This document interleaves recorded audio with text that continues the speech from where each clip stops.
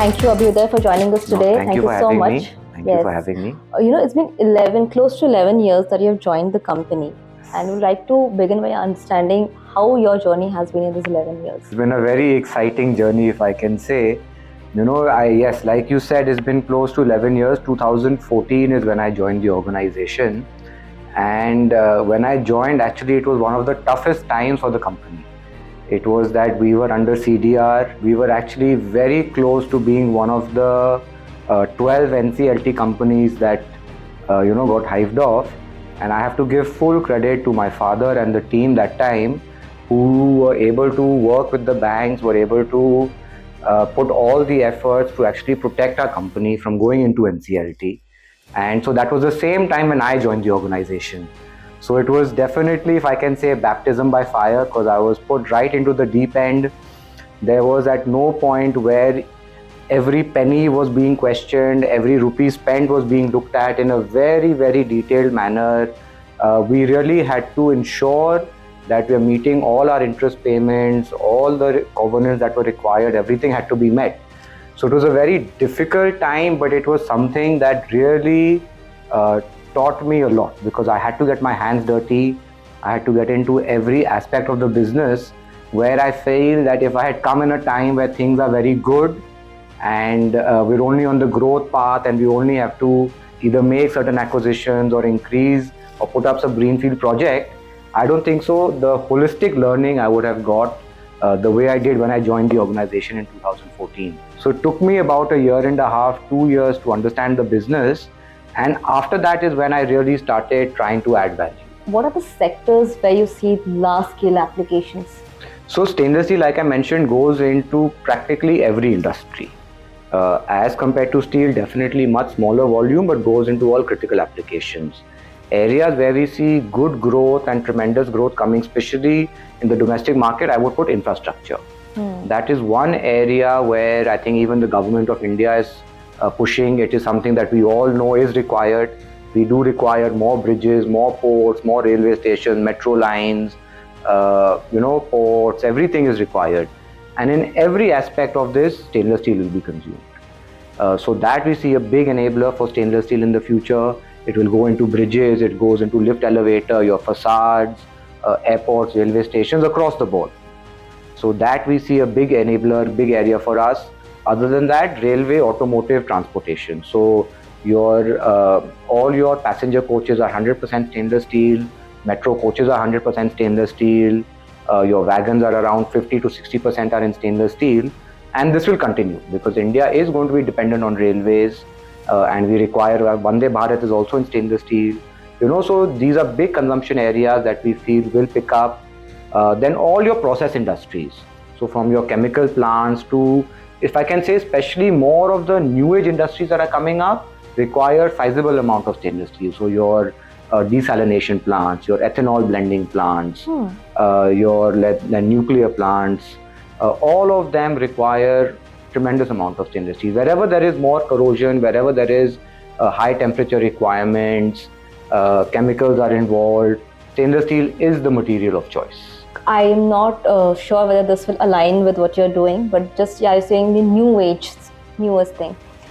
Would you also play a role in hyperscalers like data centers and all? So there's not so much stainless steel per se supply in that, it's more copper wires that goes into it. Where we are now pitching from a hyperscaler or data center is that while constructing the data centers, what we have innovated and done is we have introduced stainless steel rebars. Generally, rebar is of carbon steel, mild steel rebars are there. But we felt that in a country where again water quality sometimes is very poor, corrosion is a big problem, maintenance is a big headache, what is some sustainable material that can give you long lasting time frame for a larger period, and that we felt stainless steel rebars could add tremendous value. So not directly in terms of in the data center, but in the construction of the data center, hyperscalers, if they use stainless steel rebars, that will give them the stability, that will give them the long standing kind of play that they all are looking for and they want. Earlier you said that infrastructure is something where you're betting big. So apart from infrastructure, are there any other areas where you say there is possibility of tremendous growth? Energy in your thermal power plants, nuclear power plants, hydropower power plants is another big area of consumption of stainless steel. A lot of your processing companies like chemical industry, sugar industry, anything where health and hygiene are important, where human body is coming in contact with materials, stainless steel is required. So in pharma, stainless steel again. So all your medical equipment, if you see, everything there is stainless steel. In hospitals, they want to use stainless steel plumbing because mild steel corrosion happens, rusting goes into the water, plastic sometimes cracks. But stainless steel, again, if you're using the right grade, the right material, will give you very good, clean quality. Will it also go into robotics? It will go into robotics, absolutely. But again, it is still an evolving field, and again, the volume will be a very minuscule amount, but it will definitely be going in there as well. So most of your new age industries would be consuming a decent amount. That's great. Aerospace, defense also, we see a lot of applications coming up. What is the vision of being present in the defense sector? So it always started that if I look at my family legacy, we've always, from my grandfather's time, always been a patriot. Always wanting to add more to our country, do more for our people, do more for what has given us this opportunity. And I also, when I joined the business, it was actually at a very opportune time, because that was the same time when Mr. Modi came into power, and he then started talking that we need to privatize the aerospace and defense sector. And I felt that could be my contribution to our economy, to our country, because most of our material for defense aerospace was being imported from various countries. Wherever we were buying the technology or the equipment from, the material was also coming in from there. And especially today, looking at where there are so much geopolitical tension all over, with your Russia, Ukraine, with what's happening in the Middle East, supply chains are breaking. India is already there on its way to becoming a superpower. So for that to happen, you cannot be dependent on any of critical material or critical technology from outside countries. You have to have that capability in-house. So the vision has been to really create that ecosystem in India, where we are able to not only supply the current materials that are required, but also innovate for the future requirements. Also work with our DPSUs, work with the users, work with our government to ensure that India is Atmanirbhar in defense aerospace material also. And I think there is a huge opportunity there. I've seen a sea change over the last 10 years. So will your focus be majorly on domestic expansion, or will the weightage be equally on global expansion? In our history, we were a decently exporting company, so always it used to be 70% domestic, 30% export. But now our focus is primarily domestic. So now we are almost 92% domestic market, only 7 to 8% is exported. So focus is India. We see the major growth coming in India. We see that paradigm shift happening now. Earlier, the thought process used to always be that where can I save money? Where can I use some material that is low in cost so that I'm saving on my initial capex? That paradigm shift has happened now. Now people are going for life cycle costing. They're going for a material that will last them a long time. So that again is giving us a confidence. Stainless steel in India is growing at close to 9 to 10%. Earlier, it used to be maximum in utensil sector where the consumption used to happen. Now, which used to be, if I give you an example, around the 80s, 90s, almost 80% of the stainless steel would be in utensil sector. Today, now, 30 to 35% is utensil sector, remaining 70% is going into all these industries that we spoke about. So the focus is domestic, the growth is coming in domestic market. Export, we are only keeping to our critical customers where we've been part of their supply chain for decades. We are part of actually every auto company. We are not directly supplying to, let's say, a Mercedes or a BMW, but we are supplying to their auto component suppliers who are after that supplying to them. So we are across the board. If I say we're present in every car, in every auto component company globally also. So those are certain things we would not like to get out of. Is it also because of the geopolitical the shift that has happened right now? Because of geopolitical condition, what's happening with US, and we had this mother of all trade deals with US here, with Europe. Europe. So will this, if you just look at the European markets, will this deal somehow impact your decision of, again, expanding our export markets to this? So we are expanding our capacity, so we will definitely have to export. India will not be able to consume everything that we are able to produce, so we will have to be part of the export supply chain. Focus is domestic. 93% will be domestic. Export will continue. Coming to this FTA between India and EU, I think it has been a momentous occasion for us. All credit to our government to go and achieve this. I think a lot of industries will get a lot of relief because of this. If I talk about our industry now, there's nothing specific relief that we have got.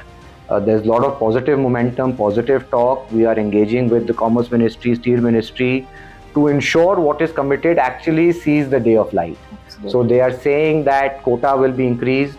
European Union reduced the quota for India. We expect that should be increased. We understand that there's going to be no relaxation in CBAM, but there's a lot of confusion still around it. So we expect that if they can help us to clarify that, because as a company we are keeping ourselves ready, but we are still waiting for the verifiers to be appointed from European Union side to come and assess and work with us to really ensure that we are not shortchanged, or we are appreciated for the kind of effort and work we are doing towards ESG. What are some of the government support in terms of policies that you were expecting? No, absolutely. That has been a long-standing requirement, that we need a dedicated national stainless steel policy. There is a national steel policy, but again, because of the kind of size and volume steel is able to cater to, stainless steel is always looked at as a younger brother. But because of the criticality of this material, because of the kind of requirements that are going to come in the future, we feel that it requires its own dedicated policy where there is clear-cut focus. Because from application perspective, from raw material securitization perspective, like most of the two major raw materials, chrome, which is there in India, nickel is not there in our country at all. So there has to be a policy towards securing raw materials for the stainless steel industry. A dedicated national stainless steel policy is required. Our one request to the government always is, please give us a level playing field. It becomes extremely difficult to compete against China, because they are providing a lot of subsidies. A logistic cost in China side is maybe 6 to 7%, where India is almost 14 to 15% for us. So we're always asking for a level playing field. We feel we can be as competitive as any company in the world.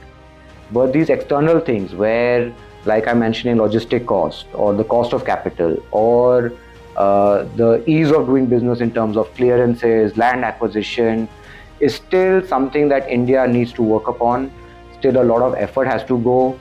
And that is our dialogue with the government always. That if you give us a level playing field against China, Vietnam, other players, we are as competitive as them. It's in the external factors where sometimes we lose out. So as of now, another request is that either the basic custom duty on stainless steel should be increased, or there should be some kind of anti-dumping or CVD kind of duty for stainless steel again, because a lot of circumvention is happening. And also, what was another very good step that was taken by the government was on this QCO, Quality Control Order. Because again, what happens in the material space again, ma'am, is that when a coil is coming, it's very difficult to identify by the human eye that what grade is it, what is the, basically what grades is it. So that's why better systems at the custom level are required. That's why this quality control was a very welcome step, that our verifiers would go, they would see that yes, this is a notified supplier, he has end-to-end melting and rolling and they're behaving in a kosher manner, and then they're given this license to supply into India. So this was a very welcome step. It helped protecting, it really is it's a national security imperative, because you are not letting in substandard material come, then our infrastructure is protected. Where do you see stainless steel as fitting into the mobility sector, and how big it is going to be? So again, it will go. So like in railway, I shared already. The body metro already is there in stainless steel. It is going where we are seeing why it will be big, if I can say, is basically because stainless steel gives you the life cycle costing. It reduces the fuel consumption. So with the same, let's say in a bus, by converting to stainless steel, you can carry more weight, you can reduce your fuel requirements. So that is a big enabler. So when I was talking about future of mobility, I feel in hydrogen, stainless steel is the right material of choice. And like now we have ICE engines, we have EV cars, we will soon have hydrogen cars as well. Already a lot of R&D is happening, a lot of work has happened in China, a lot of work is happening in the US as well. And stainless steel is the material that will go into it as well. So because of this inherent strength of this material, because of the properties it has, I think in every aspect of mobility, there will be some requirement of stainless steel. EVs will play a big role, right? EVs will play a big role. One very good example that I like to share is that Mr. Elon Musk, he has taken stainless steel in a very big way, because he feels that even in SpaceX, he has moved away from carbon fiber. So most of the aerospace industry actually makes the satellites on carbon fiber. He felt that stainless steel is the better material because it can be repurposed, it can be recycled. It has so many other benefits that it has, So that gives again future confidence or further confidence to us that in mobility, in infrastructure, in process industries, everywhere there will be a huge way and huge requirement still for our material. That's great. And you recently released your Q3 results, and in another 3 months, this FI will be closed. So looking back, if you have to give an overview of this financial year, how it has been for you, and adding to that, what will be your outlook for FY 26-27? I think with all what is happening geopolitically, it's a very exciting time for all of us. We saw the appointment of Mr. Trump, which brought in, I think, every day something new to discuss, something new to ponder over. It's keeping us on our toes. So it's definitely been a very exciting time. Uncertain with excitement because of these wars going on, a lot of supply chain we saw breaking, so we had to be on our toes. We had to again rejig where we are selling, what we do in the future. So it's been an exciting time, exciting journey, and was from the kind of push that our government is giving towards infrastructure spending, towards government capex, and that has really provided us a lot of impetus, a lot of support. All these industries are now again increasing their pace in terms of defense, aerospace, nuclear has given a big shift. So even for the coming up financial year, India seems to be a clear-cut focus for us. That is where we want to again increase our capacities. We're looking at increasing our cold rolling capacities. We made certain acquisitions in the last couple of years. So we would like to see them at least at 85-90% capacity utilization. We're already in plans of our next expansion, which we're looking at Maharashtra now in a very big way. We feel that with 9 to 10% growth, another plant of our size is required in Maharashtra, and we're working towards that because we're already present in north of India, in Haryana. Our next mother plant now has come up in Odisha, and now we feel because the biggest consumption market is Maharashtra, Gujarat, we feel we need to be there. Globally, if you have to talk about the expansion in terms of facilities, capacities. So globally, we don't hear of too many capacities in stainless steel market at least coming up, because Europe is totally saturated. The European companies are actually under almost 40 to 50% capacity utilization. China, for the first time, has announced that they would not be going for any further major increase in steel capacity, stainless steel capacity. So the major growth or consumption centers that I see is India and the US. US because they are still a net importer. So these would be the two big markets I feel for stainless steel, and major growth would come in India and Indonesia. Indonesia, you have already a plant in Indonesia, right?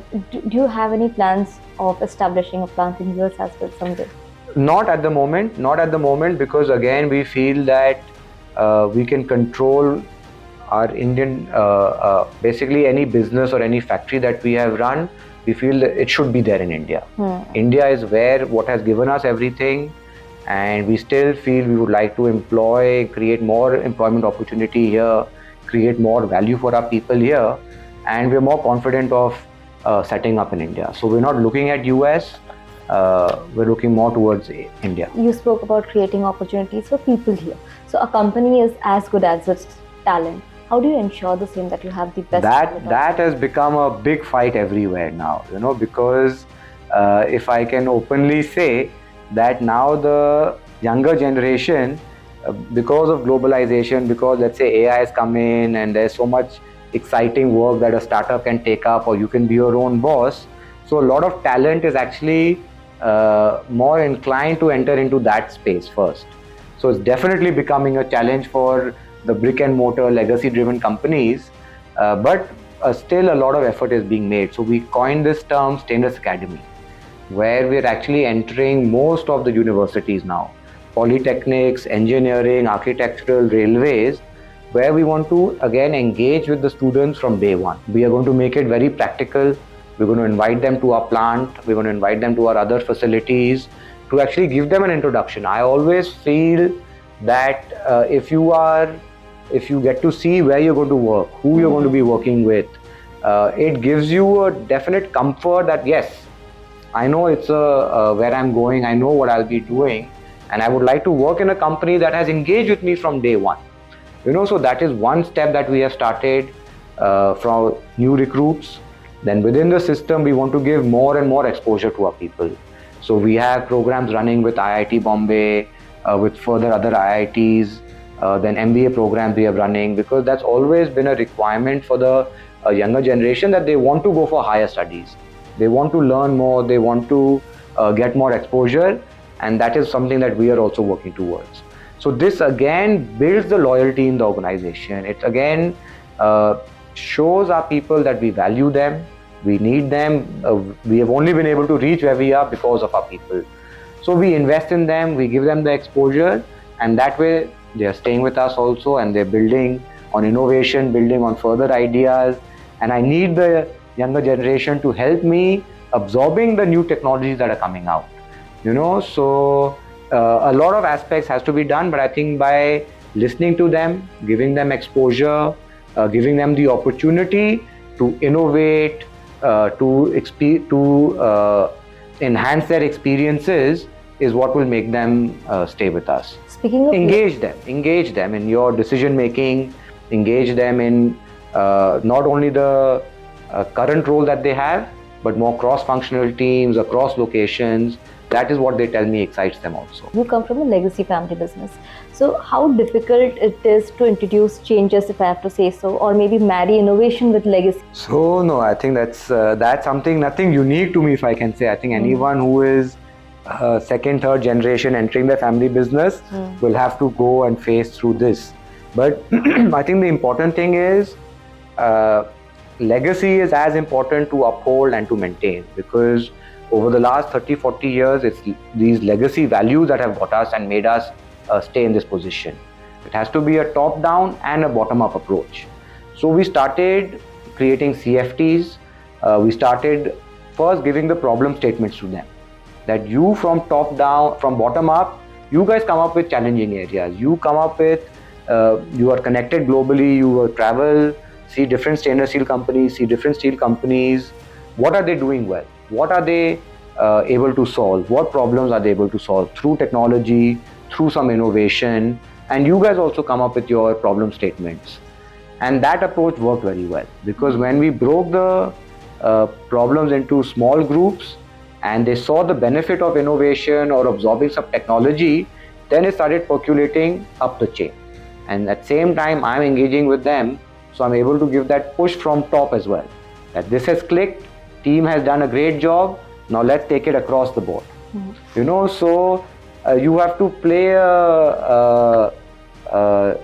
I would say a dual role in that you cannot lose the legacy of what has taken the company forward, but you cannot stop that innovation. Otherwise, that growth comes under question. Speaking of family, who is that one person you always look up to, and that person has actually shaped you as an entrepreneur? If I can say, it's been all 5 of the men in my family, starting from my grandfather being the eldest grandson, living with him in the same house, how his connect with the people on the ground was, with the laborers, with the white collar, blue collar workers, with anybody who interacts with him.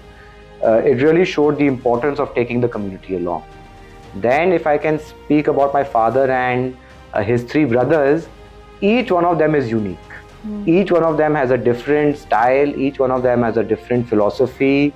They're all very close to each other, they're all very, they interact a lot, they speak almost every day to every week, but they're still very different in their own styles. What's that one style you have picked from each one of them? I've picked something from each one of No, you them. have to say.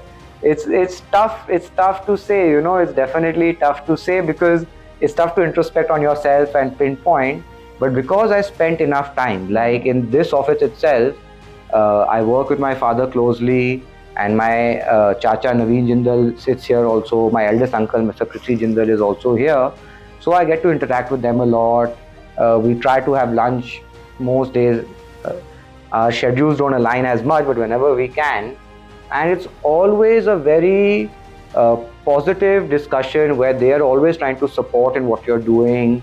My early years was with under Mr. Sajjan Jindal. The kind of scale that he's running the business at, how he was able to manage such a large business but still be connected to everyone in the company. If there was a problem statement or there was some information that he wanted to know, it was not that he would call up the CEO of the business or the plant head. He would call the person on the shop floor and he would know that person by name. You know, so a quick decision making. You know, a lot of things I learned from all my uncles, that you have been put in a position. You should first appreciate the position you are put in. Don't take advantage of it. But you have to understand that if you don't take certain decisions, if you are not, then the business will not move forward. You know, so this is a question that I'll have to think through a lot because I've learned so much. But I think each of them have taught me something. Each of them have given me something to build upon myself. That's all. Thank you.